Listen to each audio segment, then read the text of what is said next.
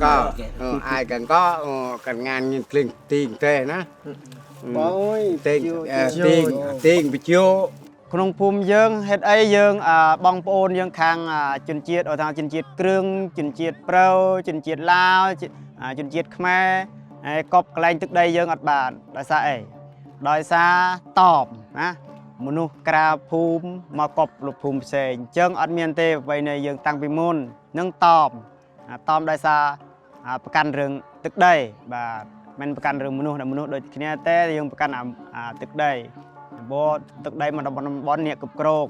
បើសិនដល់បងប្អូនខាងបងប្អូនគ្រឿងក៏ដោយខ្មែរក៏ដោយមកយកប្រព័ន្ធនេះធ្វើបញ្ជាលិខិតប្រទេសសិទ្ធយកប្រព័ន្ធកូននេះងាប់ឬក៏ឆ្លាប់កប់បានបើយកប្រព័ន្ធនៅប្តីនេះហើយបើងាប់នៅផ្សេងនៅអត់ដឹងឈ្មោះពីណាកប់អត់បានទៅគឺតបមកបីណៃយើងទៅតបអត់បានទេយើងទៅតបបើឃើញម្ចាស់ហើយទៅផាក់ម្ចាស់នោះទៀតបាទនិយាយរឿងនិយាយបន្ទាប់ពីរឿងអសរបាទគឺជនជាតិកញ្ចក់យើងអត់មានទេអសរកញ្ចក់បាទអត់មានអសរកញ្ចក់ទេមានតែអសរបងប្អូនយើងខ្មែរយើងអសរកញ្ចក់ដោយសារអេពីមុននឹងមានដែរអសរកញ្ចក់យើងមានបងប្អូនខ្មែរយើងយកចេកកញ្ចក់នេះយកនេះស្បែកក្បីយកស្បែកក្បីយកអីគាត់យកអានេះដំពៅគាត់យកដំពៅហូបអញ្ចឹងពេលគេបរៀនទៅគេពីគេបរៀនបងប្អូនខ្មែរយកចេកហូប ពេលជនជាតិកញ្ចក់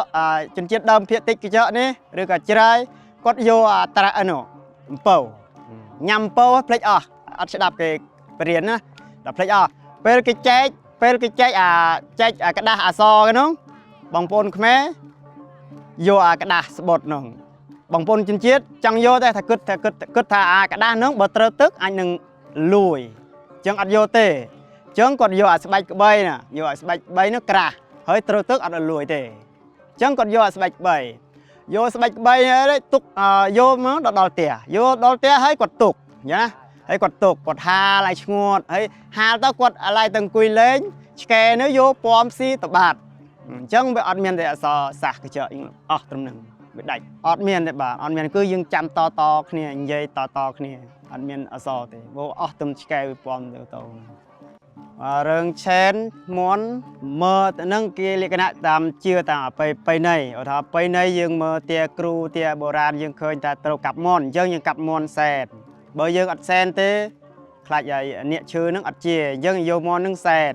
នបាទតដល់ថ្នាក់វគ្គថ្នាក់ទី2ទៀតជ្រូកបាទបើមានជ្រូកហើយឃើញគេយើងទៅមើលគ្រូមើលណានៃថាឃើញព្រះណាធ្វើយើងឲ្យកាប់ជ្រូកអញ្ចឹងទៅមានមន់មានគូមានដូចបងប្អូន